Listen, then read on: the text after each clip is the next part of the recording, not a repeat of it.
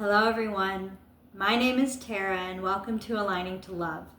In this channel I aim to spread hope, joy, peace, and love to the world by sharing goodness and love within my life. In this video I wanted to share my personal and family updates and events and the signs that I saw along the way. In the last video I had mentioned that I wanted to shift this channel more towards the spiritual and events and experiences that I've been having, but in order to do that in the best way possible, I feel like I need to share the events and the experiences I had as a toddler and young child and all the other life milestones that I've had for the listener to get a better picture. So I think that's what I'm going to do right now. And when I was a baby, I was adopted from India, and I was 16 months old when my Vermont family was able to hold me. And as a baby, it was a massive transition. And not only was there a language barrier, there was a time zone difference with the day and night shift as well. And the orphanage caretakers would often put multiple babies in the cribs for when they slept because there may not have been enough adults to always hold and have that physical contact with the babies and the children in the orphanage. And so that was another massive change that took place when I was adopted. I went from sleeping with multiple babies in a crib to being part of this loving family and the privilege of having my own room and my own crib to sleep in. But that was actually very scary for me. To know that I was alone in my crib in the dark was scary, even though my parents were right in the next room.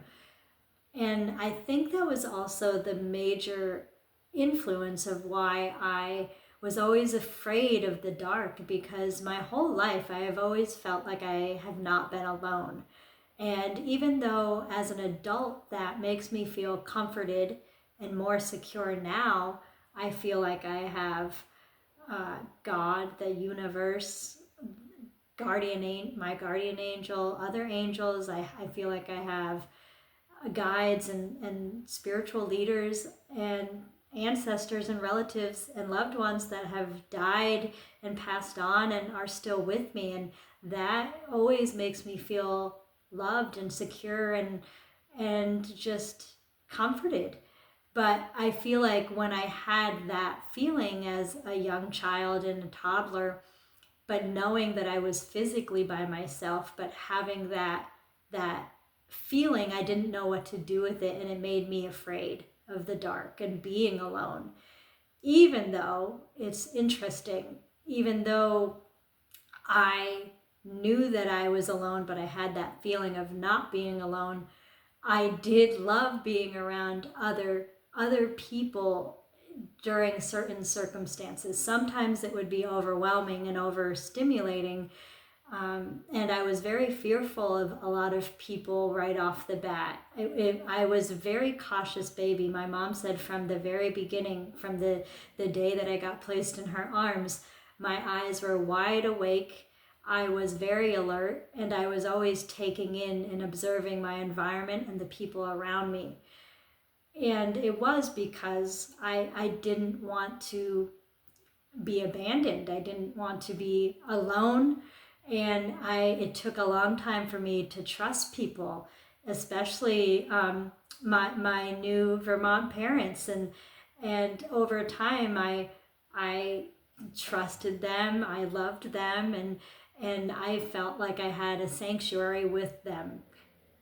And so it took a lot of time, though. And for other people that were invited into my life, it took a long time for me to trust them and to build those connections, even with relatives, whether they were aunt and uncles or cousins or grandparents. And so grandparents leads me to the next part of being a young child.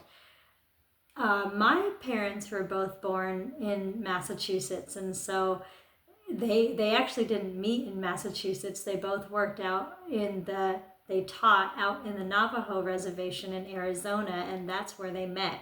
But when they decided to have their family, they moved back to Vermont.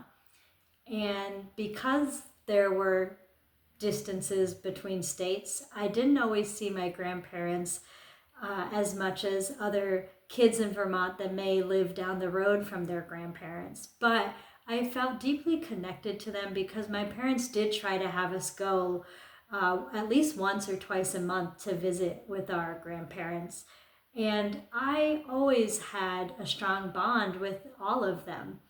I remember my grandmother on my dad's side of the family and how she loved butterscotch pudding and how she loved plays and musicals. And my dad and his family used to grow up on a boat as well in Gloucester. And they were fortunate enough to be able to travel by boat and to have those ocean experiences.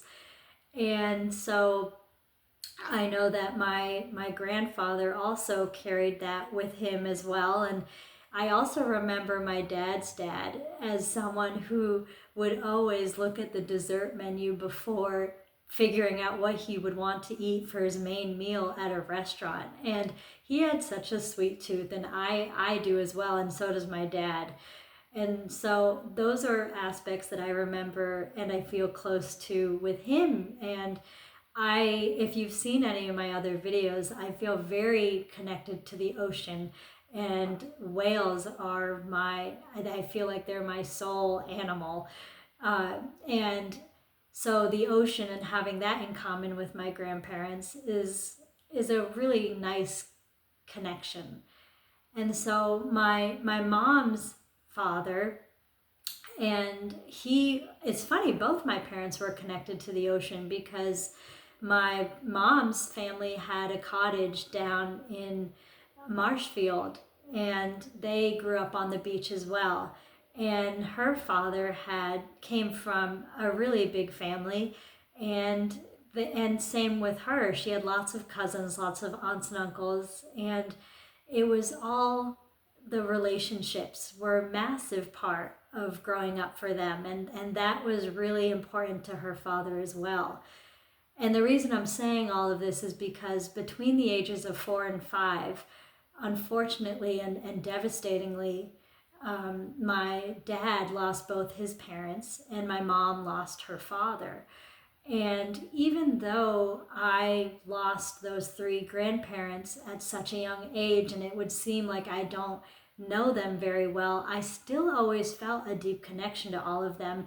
And I remember telling my parents that I would have lots of dreams with them. Like, I felt like I didn't lose them because at night I would just say, oh, I'm going to dream of my grandparents and we're going to have adventures. And the dreams, I still remember those dreams. They're so vivid.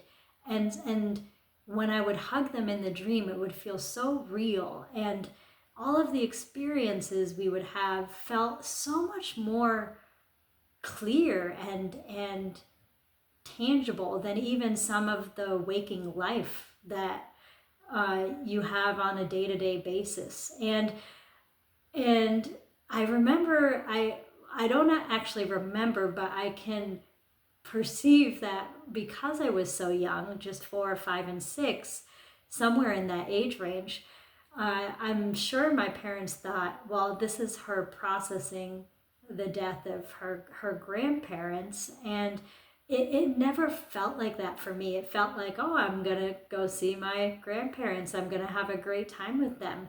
And there's other occasions where I just felt like they were always there and that I didn't lose them. And also I think being in a different state as them, it also kind of helped because for me it didn't feel like they were past. It felt like, oh, I just haven't seen them in a very long time in the waking life. But when I would dream about them, I was like, I saw them all the time. And not even in dreams though. Like, I remember my father's mom, she loved going to plays and musicals, and that's something that my parents held that tradition as well. My dad and my mom, they brought me to plays and musicals, and my brother, when he came into the picture, to plays. And I can't remember if it was when I saw Peter Pan or if it was when we were watching The Sound of Music. But there was, during one of those plays, I had turned around and I feel like it was my grandmother. Like, it looked like she was physically in the theater in the back row standing up. And I mean, it could have been a woman that looked exactly like her. But my mom, the thing that I found interesting about this memory is that in that moment, my mom had also turned around. And after the play was over, we had both talked about how we saw this woman who looked exactly like my dad's mom. And we both did a double take. I don't know if it was at the same time or at different moments in the play. But then when we looked again to try to see her, she was gone. And so I truly believe that that was my grandmother being part of that play and that experience of me having that play and seeing that play with my family and carrying on that tradition. And so I felt close to her whenever I would see plays with my family. And then same whenever we went out to restaurants, I would always feel like my father's dad was around whenever we would look at the menu, and I would go straight to the dessert menu and see what looked good, and then I would plan what I would eat for the main meal so that I'd still have room enough to eat dessert. And with my mom's father, I would always just value and take the time to really listen. He was an excellent listener.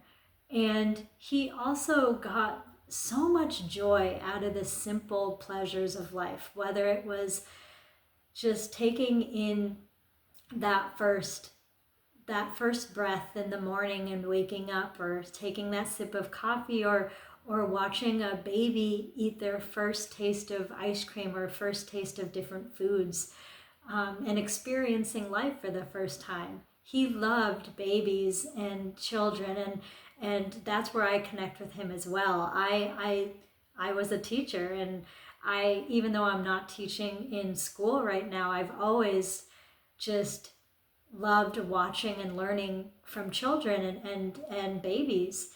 And so I feel deeply connected with them, and I still have vivid memories. Whenever I'm strung out in life, I can go to sleep and want to see certain people, and I dream of them, and it feels like it's more of a visit instead of a dream, and it feels more clear and more vivid than sometimes real life. And so for me, I really feel like that's just my connection to people who have passed on.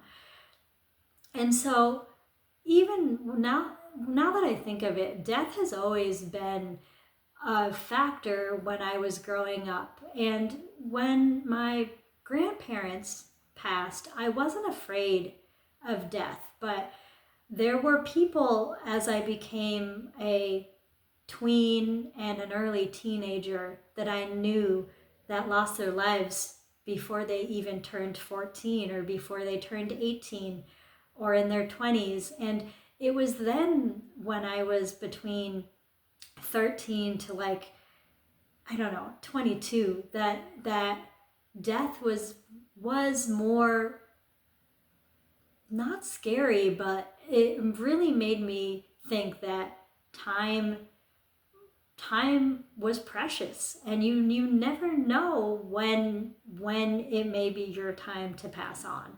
And that had always made me want to live life in peace and just to take in every happiness that I could. And even before I was in my tweens, another impactful moment that I had, and it did relate to death, was that when I was in fifth grade, my fifth grade teacher, who I remember so clearly. And she had so many projects that helped us learn. And some of them were overwhelming when I was in younger grades, because we had heard of, oh, when you're in fifth grade, you do the Leaf Report. And oh, when you're in fifth grade, you learn about the medieval times and you do reenactments. And I was nervous when I was a student, because I wasn't a very, I did not, I worked extremely hard, but it was hard for me to get good grades and to understand concepts. It took me a very long time to learn them, whether it was reading or math. It was very hard for me. And I didn't become a fluent reader until fourth grade. And I feel like that's because I was speaking Hindi when I was adopted, and it took me a longer time to learn the sounds, especially with digraphs with CH and SH and TH. For the longest time, I couldn't even say the variations of the sounds OI and I know IR and OR between shirt and shorts. And I also had a friend named Laura, and because I couldn't say my L's for the longest time, I would call her Dora, and she would get so mad at me. But eventually she just said, oh, that's what it is for now. And I eventually did know how to say Laura, but it took quite a few years. And so, but anyway, going back to fifth grade, this teacher who I was nervous to go into her classroom, she was such an excellent teacher. She got kids inspired, and she was very strict, but she had an excellent sense of humor, and it would come out when everyone was doing what they were expected to do, when they were putting in the effort in their learning, and when she was making sure that everyone was validated in the classroom. And she was a wonderful person as well, but she ended up coming down with cancer. And I say it like it's a common cold, but she got diagnosed with cancer, and it was devastating. And it was one of the other deaths that she didn't die during my fifth grade year, but we read a lot of books, and I don't know if it was on purpose or if it was already in the curriculum before she got the diagnosis, but we read Sadako and the Thousand Paper Cranes, and that was all about a little girl who died of leukemia, and that was just heart-wrenching for a 10 and 11-year-old to read and comprehend and process. And so when my fifth grade teacher got diagnosed with cancer, we as a classroom made 1,000 paper cranes. And I do have to say, the long-term substitute who took over for when she had to do chemo treatments was just as an excellent teacher as she was.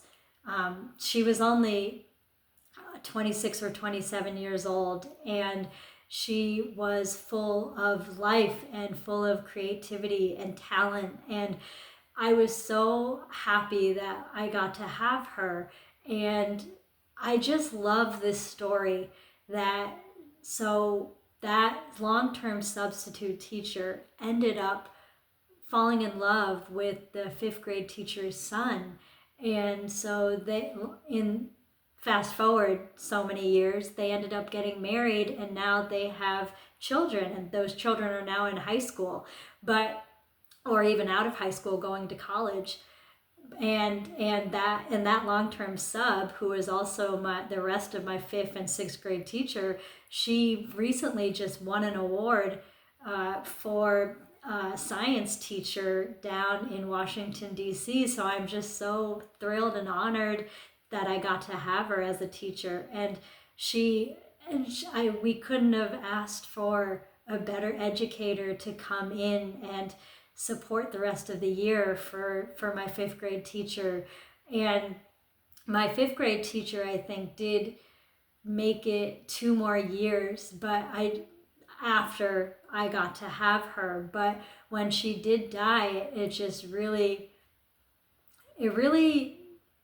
shook me because she had so much spunk and she had so much wisdom to share. And I just felt like she should have been on the earth much longer. Same with many other people that I've realized have been in my life that have felt like they've passed on too soon, but they always gave me a lesson, and they always gave me just happiness that I got to know them for the time that I did.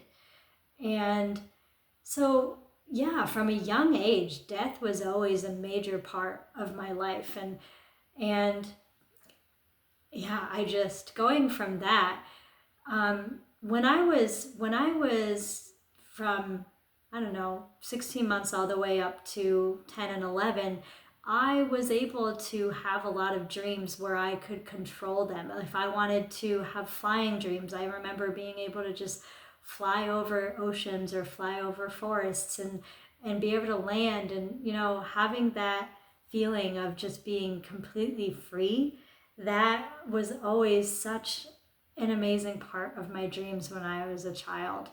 And when I got into the teenager years, I didn't have access to that as much. I would try to have those type of dreams, but it didn't come as easily. And I felt like when I was a child, I had more access to those things that adults can lose.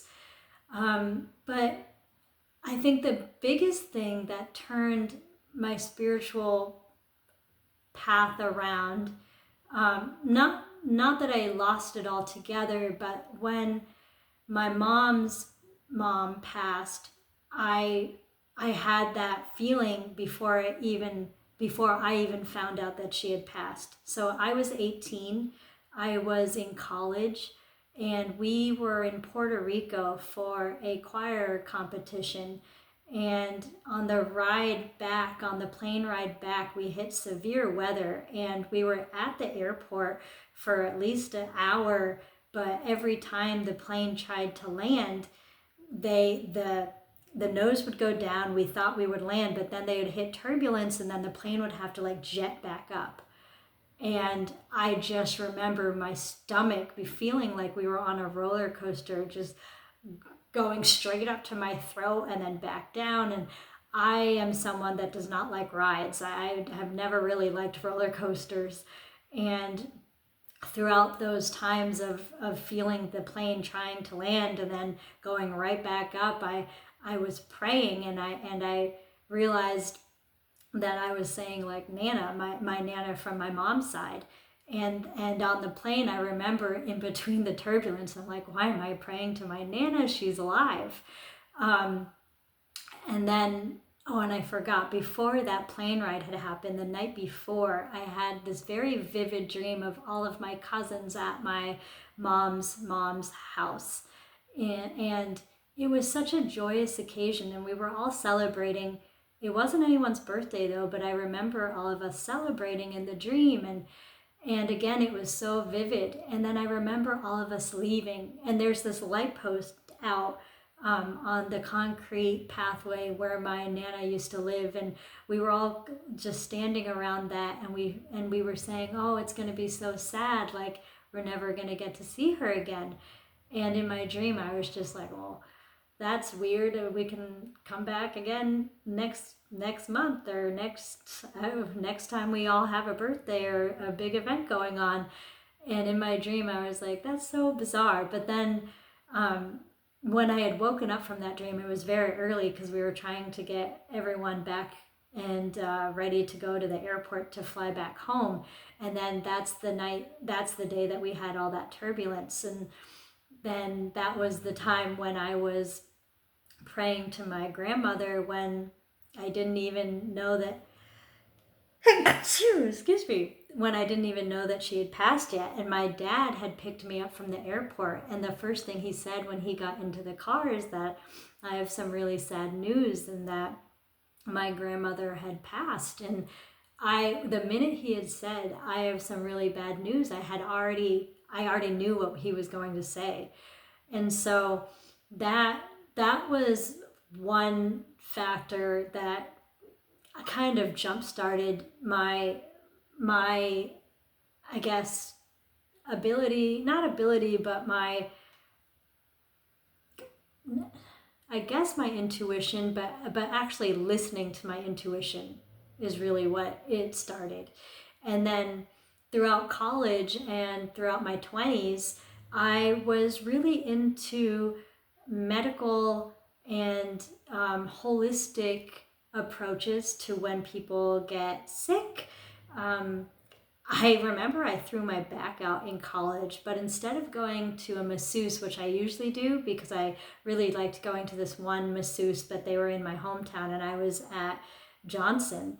And there was this person who had practiced Reiki, and I had never done that before, and I figured that would be an excellent time to see if it resonated with me and my body. And I remember feeling so relaxed, and and it really did help my back. I felt better, and I scheduled consistent time seeing that practitioner. So and ever since then, I tried different spiritual elements, whether it's joining John Holland's soul community or listening to more near-death experiences. I also forgot to say, because I wasn't a fluent reader until 4th grade, my 4th grade teacher was also a massive impact for me because she got me excited to be able to learn how to read. We read books, and I'm forgetting the authors that go with them right now, but I can like name off all the books that we read with her. We read Wait Till Helen Comes. We read A Time for Andrew, Freak the Mighty. We read Holes. We read the first Harry Potter book, and so many other stories. Oh, Chasing Redbird. And I remember so clearly all of those 4th grade days where she would do read aloud, and we were just like mesmerized in the world of those books. And that's really what got me inspired to really try to become a confident reader. And the minute I did start to know how to read, I started reading the Harry Potter series when they would come out, but I also got into near-death experience books and mediumship books. And my father and I would read a lot of the same books, and if I didn't fully know how to read them, my dad would read some to me, and we would connect on those aspects. But when I was in college and after college, because it wasn't until I was in college that I knew about YouTube. My friends in college were the people who introduced me to it. And so once I learned that I could search for things on YouTube, that really opened up a whole new pathway for me to learn about these different walks of life and different ways that people can choose to learn about other aspects of living and how to be spiritual in different ways. And so I listened to lots of near-death experiences, and I always found it so fascinating how many similarities there were to thousands of people's near-death experiences. And I just felt like there was a reason that there were so many connections. And my whole life, I had always felt like there was more to just the physical life of living every day.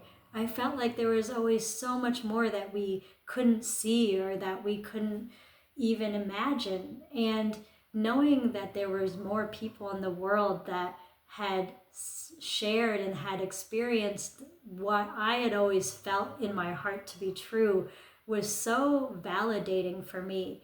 And so I was just really, after college, I became just fascinated with learning as much as I could.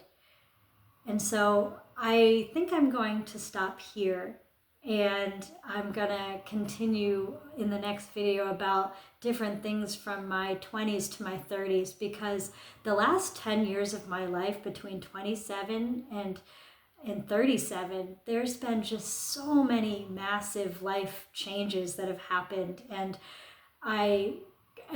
even though my childhood from 16 months to 25 to 27 is such a longer period than the last 10 years, there is just so much spiritual, like, elevated stuff that I feel has happened in the last 10 years. And so I hope that if you're listening to this and you're, I don't know, analyzing it or just listening with an open heart, that you can resonate with either some of the things I said as fears of being a child, or the dream states that you may or may not have had as a young child, or even just the milestones you've gone through with losing people in life. I hope there's some piece of this that you can resonate with or relate to, and feel connected in some way. And hopefully it's brought you some peace, or just some validation that you're not alone in some of the experiences you may have had. So I love you all. I hope you all take care, and I'll see you in the next video.